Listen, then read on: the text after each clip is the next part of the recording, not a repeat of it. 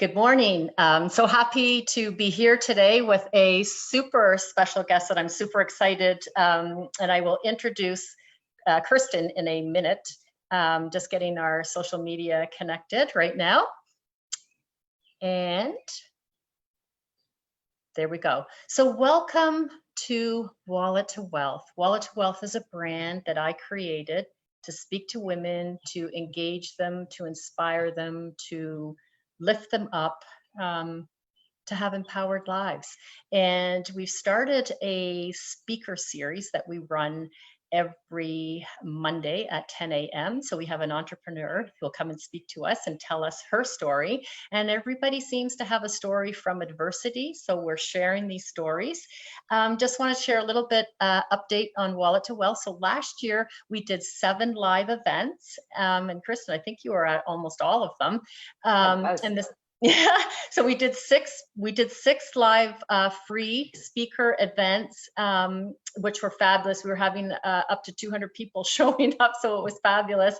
And then we had the inaugural dinner event, which was in November, and we sold tickets and we raised $15,000 for Halton Women's Place. And we had 8 fabulous speakers, female entrepreneurs who told their story about how they came from adversity and how they put that into their business.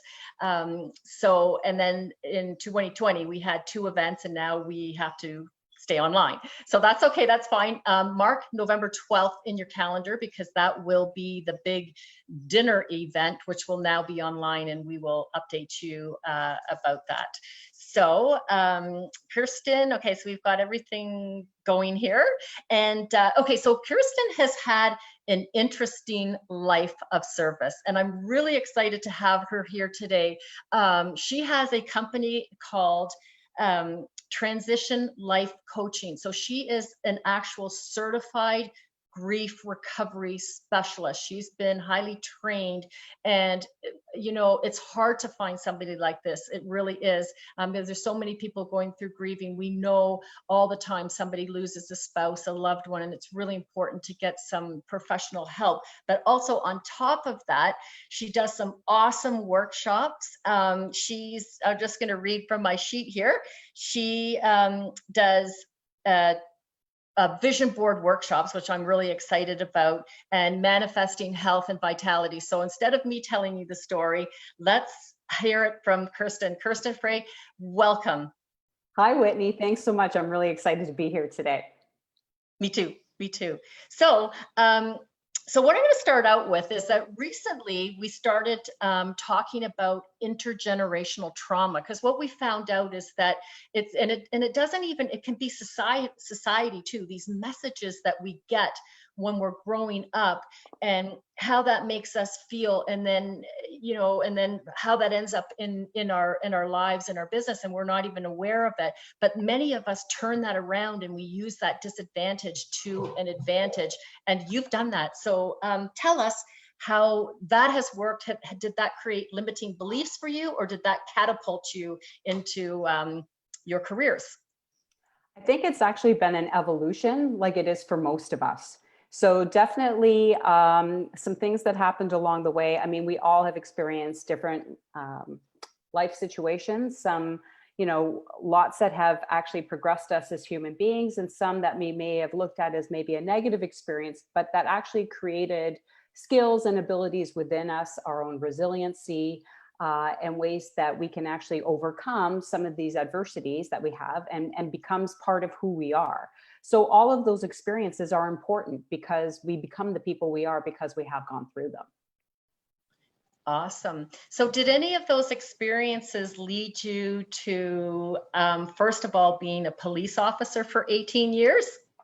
I think what it was for me was, so I grew up in a household where we were taken care of. There was no abuse or anything like that. We were very fortunate growing up, but my parents were emotionally distant. And I knew that from a very early age, where, you know, I kept trying to make those connections, and there was always a barrier there. And I never could totally understand why. It just was what it was. So I knew logically that I was loved by my parents, but I have to be honest and say that I didn't truly feel it emotionally.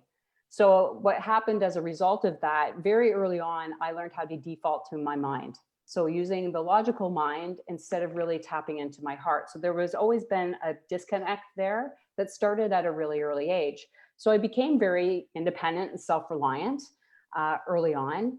And I think that's what led me into my career as a police officer, because I did have this sense of fairness and equality and fair play and justice, but also, you know, needing to find a measure of control that maybe I didn't always find that I had early on growing up. Yeah, interesting. That's interesting. So, and of course, you wouldn't have known that until you were older to, see how all the pieces of the puzzle all fit together. So how did the adversity then work to an advantage of moving this into your living, to your alignment, and who you are today, and your business? Tell us about your business, because you do some fascinating work. Oh, thank you so much. So again, it's been quite a journey, like most of us go on. So I was a police officer with Peel Regional Police for 18 years. I then was a personal trainer and holistic nutritionist for 8 years and had a very successful career there as well. And then in the last 4 years, I've been a certified life coach, a transformational personal coach, and just even more recently, a certified grief recovery specialist. And that is where the actual story comes in, because what I found out 4 years ago was that I was adopted.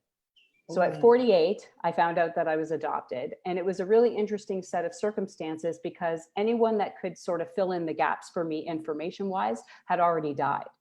So there was really no way to get any sort of information. And like many other losses that I experienced throughout my life, and when we talk about loss, it's not just the physical death of someone or a divorce, which is what we typically tend to think of loss as. But there have been all kinds of losses. I had divorce, I had miscarried twice, there have been all kinds of job changes, just even things that just happen throughout our regular life. But when I found out I was adopted, it was one of two incidents that I remember at the time that it happened. It felt, I always described it as a soul shifting moment, because I could feel like something inside me physically had actually shifted. And what it Yeah. was, Whitney, was it was actually heartbreak, but I didn't even have a language for it.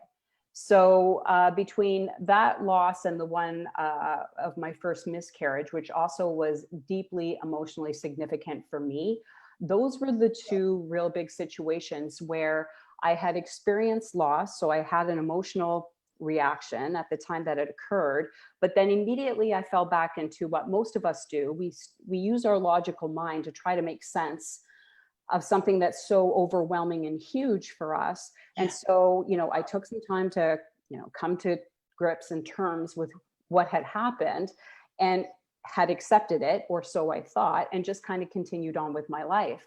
But what I found out about 18 months after I found out I was adopted is that I was actually having physical manifestations. So I was having chest pains that were not being able to be attributed to anything physical. And again, because of my background as a trainer and a nutritionist, I'm a healthy person. I've always known how to take care of my body, and I'm very in tune with my body as well. So the fact that my heart was aching like all the time, and there was no real explanation as to why that was happening. And what it was is I found my own specialist to go through grief with, and that's exactly what it was. I had unresolved grief from these two and a few other losses that I hadn't emotionally completed. So in my head, I had thought I had come to terms with them, but in my heart, I wasn't emotionally complete with them. And that was carrying forward into my life. So that actually had me shift the entire focus of my business, because when I saw the value and how transformative grief recovery work is, it shifted everything for me. Wow. That's a heartbreaking story. I mean, on so many levels, because first of all, your body would have recall messages that you would have no intellectual knowledge about. And then the feeling of betrayal and loss, like that's a lot to go through. And then your body reacting, and that's what happens. And people, I don't think we realize it, because the doctors say that to us all the time, when you're under stress and this and that, it's really affecting you physically, but we don't connect with that. And so what's awesome is that, I mean, first of all, it's awful that you had to go through this. It's terrible, but it's you're a pro. you know, so I know that this is the person to come to and send my clients to, because I do estate planning for a living, and we're always, unfortunately, I'm having clients die, and they, you know, they need somebody to talk to, because it takes a while to snap out of that. It's not really the right word or phrase, although but we do see that somebody will say, oh, they're starting to snap out of it, meaning that they're starting to recover on some level. So that's you have an incredible story. So Thank you. Yeah. yeah, And it's interesting because even though people say, I'm sorry you went through that, you know, at the time that we go through that, again, it's difficult. But I'm also super grateful because I am where I am today, Whitney, because of that. And I'm able to help other people that are transitioning through loss. And again, it doesn't have to be just through a death or a divorce. It could be people who are retiring, or empty nesters, or if there's a change in your physical health or your financial status. I mean, those things can create feelings of grief in people, but we don't understand grief well in our society, especially in our Western culture. You know, we've all grown up with a lot of misinformation around grief. And it's like that Sarah concept, right? Right. Because what you said is that people will experience different layers of their grief, but it doesn't necessarily follow an order. But this is what we read on the internet. They use that term SARA, and that you're going through these stages. And like what you said is that, no, these stages can come all at different times, and people can be grieving just because of COVID. This is, I think we're all grieving on some level here. I agree with you 100% on that. And because we always think of grief as the normal and natural reaction to a loss, right? Which makes sense for most of us, but it's also the conflicting emotions that we feel when something like our normal patterns of behavior have changed, or when something comes to an end. So for example, like COVID is a perfect example of this on so many levels. Like, we're experiencing this phenomenon on a global level, yet each and every one of us is going through this in a very individual way. So some people are being impacted on a health perspective, other people more from a financial or job loss perspective. You know, all these kids that, you know, should have graduated high school and university this year, that's a loss. It's not being able to have a completion for a period of time of their life where they have put in all this work and effort. And so, you know, now that we don't get to have that ritual of a graduation ceremony, you know, or retirements, or, you know, I've had friends of mine who have had babies since COVID started, where because of social distancing, you can't have that same level of support that you would normally have because we're all keeping distance. And we're tribal beings. We're not meant to be separated for this kind of time afterwards. So I really do feel that even though we're still in COVID, so I mean, yes, we're moving out of it into the different stages, but I feel like the impact of COVID is going to be felt far longer than we expect it to. And so just for people that are already struggling with situations where there might already be cracks in the wall, COVID and the grief that we may be experiencing on an individual level with this can exacerbate some of those cracks. So it's just really important, I feel, that people know that there's support out there, and there are people that can hold that space for them, so that they don't feel alone and they don't feel isolated. Yeah. Well, it's the biggest thing, because we heal and we grow in community. So when we don't have community, we start dying. And the thing is that my own physician had called me back a few months ago because I didn't go for a blood test. And she was very angry that I would not take care of I have a thyroid test. Anyhow, she said that there are so many suicides right now. And this is the thing, it's so quiet because it's not shared. We see it on Facebook, you know, a young person died, and they don't say why. And because they're dying not having community. So it's really important to be able to connect with somebody like yourself who is highly trained and skilled, and knows the right tools to help the person to get through that transition, because it's not going to just end, you know, like once we get back to work, like healing takes time, and each person is is individual. There's a lot of people that are having massive anxiety right now because they don't even know whether their companies are going to last. So everything that you worked for, all of a sudden, we're filing bankruptcy. So it's a lot of doom and gloom. And you're here to help. I did want to ask you a question about the grief counseling, or grief coaching, I'm sorry. Do you ever have people in a group? I understand, aside from COVID, like, do you ever do any group sessions? Yeah, so that I think you brought up a couple actually really good points at this period of time. So yes, I am not a counselor or a therapist, and I want to make sure that people know that I am a coach, because the method that I use is an education program that gives people the tools so that no matter whatever losses we've experienced in the past, but any ones that we're going to have, because let's face it, loss and change is part of our human condition. So we all are going to experience loss many times throughout our life, but if we don't have the proper tools to help us go through those scenarios, that's where some of us get stuck. And, I was there too. I didn't even recognize that unresolved grief was actually keeping me stuck and sabotaged in certain areas of my life. And that by being able to heal what was emotionally incomplete for me, this now has opened up. Now I feel fully expressed and emotionally free, which is that's then how we can create a life that we love, right? And really be able to believe that we can create a life that we love, but we can't when we're sometimes stuck with things that are left emotionally incomplete for us. And it's because of this misinformation that most of us grew up around, like don't feel sad or don't cry, replacing losses. So we get good at replacing things as opposed to, and people and situations, as opposed to honoring the loss that we've had. Grieving alone and being strong, which were my two. Like I wore those like a banner, those two, because that's what I had grown up, had been taught, and had observed family members go through. So that was just, to grieve alone just was what we did. We didn't talk about our grief. You didn't share it. You weren't a burden to other people. Being strong. And again, that fit right into my whole policing career as well, as if being vulnerable makes you less human. And that's what I tell people now. You can be strong or you can be human, and we can be both, right? At that time. Also, the other one is around time heals, which is a big one. People think, well, time will pass and they'll feel better. That's not true, because time will pass, but it's the action that we take within that time that will assist us in healing that situation or experience that we're going through. And then staying busy is the other one. And in our culture too, that's like, we take pride in being as busy as we can, and I don't need sleep and all of these things. And so all of this is misinformation that actually keeps us from being able to heal some of these big emotional losses that we will experience in life.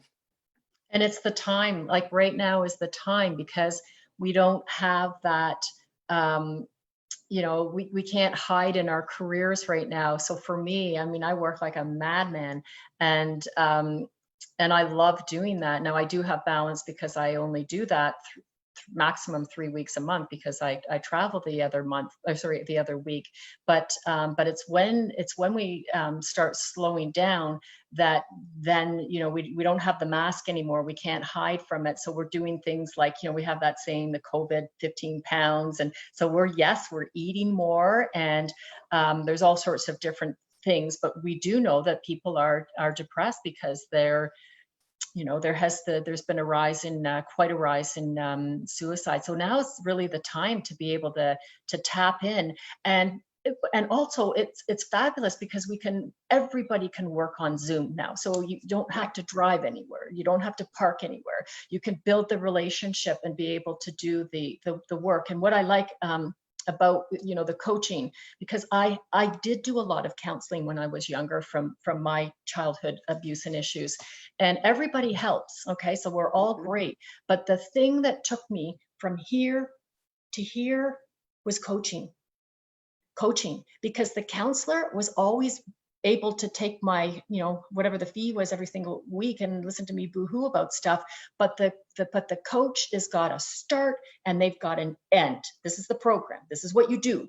And so it's just, I'm such a supporter of coaches, all coaches, because I think that they transform your life, and yours is fabulous because you're working with transition, and that's what life is. It's all about change. and transition. We can't get into a little cubby hole and say, I'm going to be safe here forever, because it doesn't work that way. And the worst thing is when we are sitting in a cubby hole and something derails, we don't know how to handle it. You've got some resiliency and I've got some resiliency, but we have this resiliency because we spent a lot of time working with coaching. I do want to mention. I just wanted to answer your question. Sorry, because I didn't answer your original question, group. which was the group aspect. The group. So when it comes to the grief recovery work that I do, it's actually based on an evidence-based educational program that's been around for 40 years. So it has been shown to help grievers through their losses if they're willing to do the work. So I'm a proponent of whatever helps you. I mean, I also have had therapy and counseling in my lifetime, and I'm a huge proponent of that. I also have had coaches and mentors. And so I agree with that. I think we find what we need in those times. So for me, what I offer, I have always done one-on-one coaching. I do offer grief recovery in a group as well. And some people are hesitant about that, but I've had that experience myself. And I know there's something that happens in group that's really unique and special and magical. It is. And that's really the only other really word that you can use for it. And I know that when I was doing through my certification, we did it as a group. And that's actually where I felt like compassion really opened up the door for me at that point, because you see that we're all the same, like we're all human. And so being able to now hold space for people in that way, being a heart with ears where you're not judging or analyzing or criticizing anybody, it's just allowing people, because grievers just want to be seen and heard. That's it.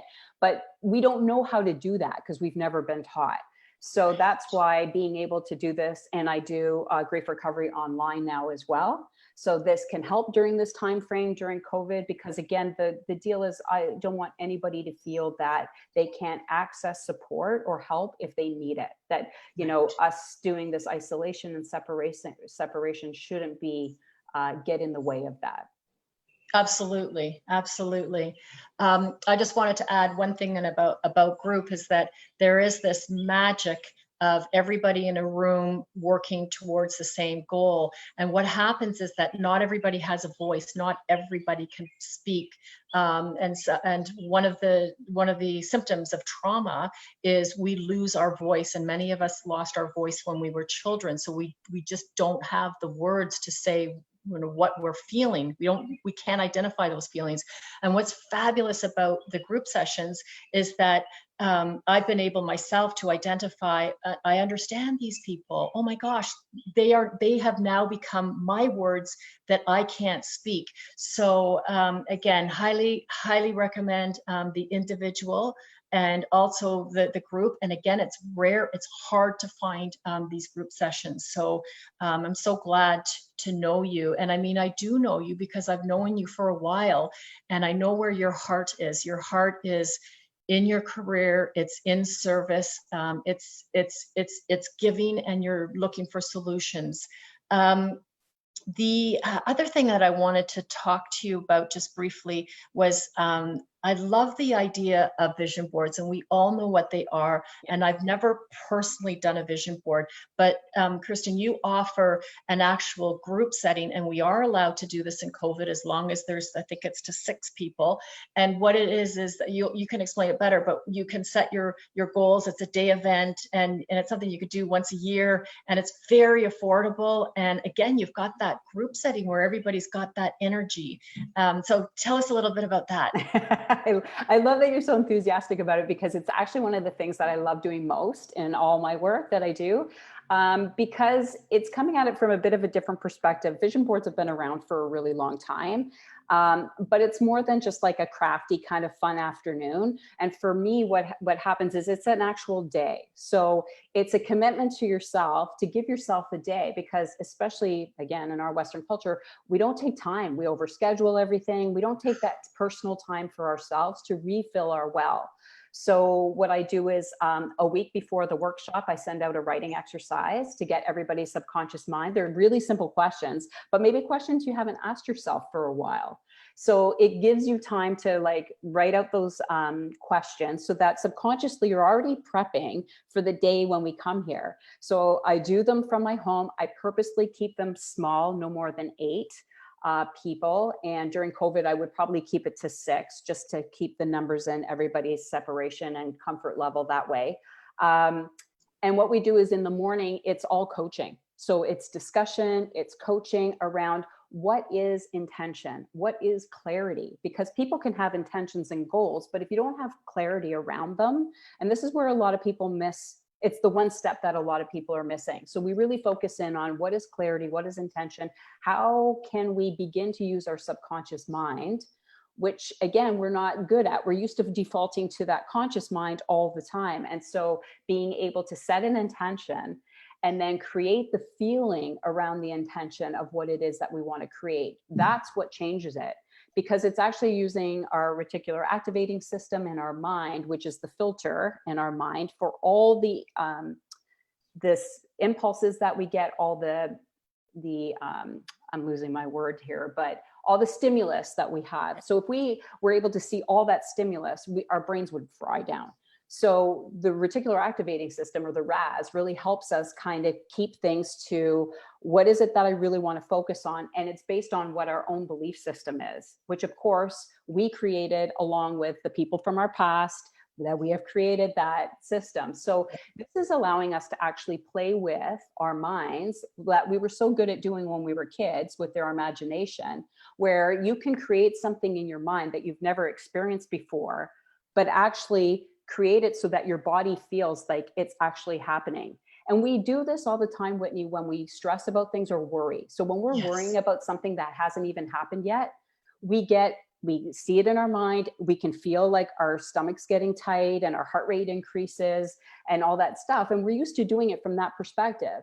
Well, this is just taking it to the other end of the perspective. What about those good feeling things? Yeah. What about those things that you want to create in your career or your relationship or your health? What would that feel like?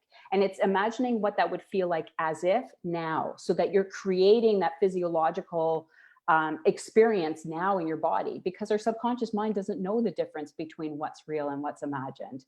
It's just we're not practiced at it. So this day really gives people an opportunity to practice that.